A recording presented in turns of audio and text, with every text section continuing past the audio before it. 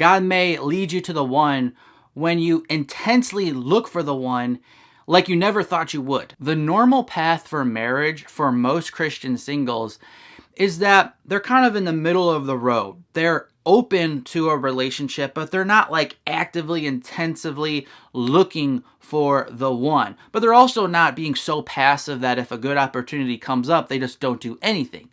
Most people are just living a normal Christian life, open to a relationship. They meet someone, they become friends, they get connected more and more. Eventually they start dating, things progress, and then they end up getting married.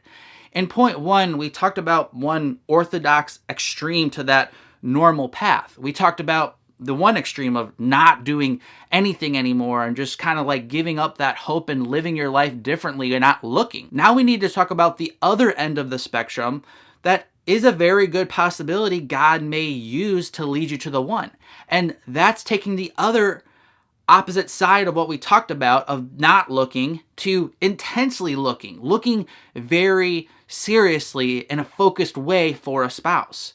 A lot of people do not imagine that that is the way God's going to lead them to the one, but it often is the path God ends up using for people when they finally give it a try. An example of this in Scripture is in Genesis 24, where Abraham sent his servant to find a wife for Isaac.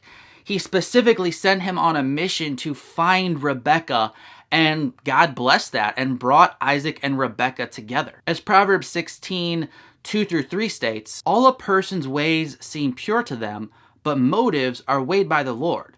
Commit to the Lord whatever you do, and He will establish your plans. Motives are more important than methods.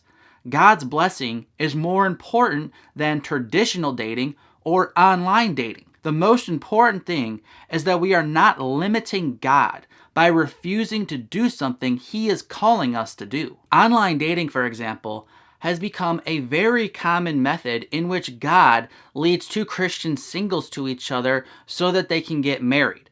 Now, I know the term online dating can be very triggering to many people. I've learned this from past experiences when I've talked about it on this channel.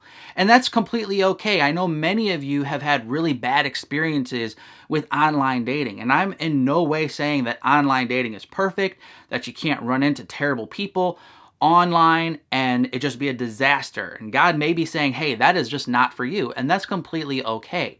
But I also want to say that we can be limiting God by saying no to something God is asking us to try.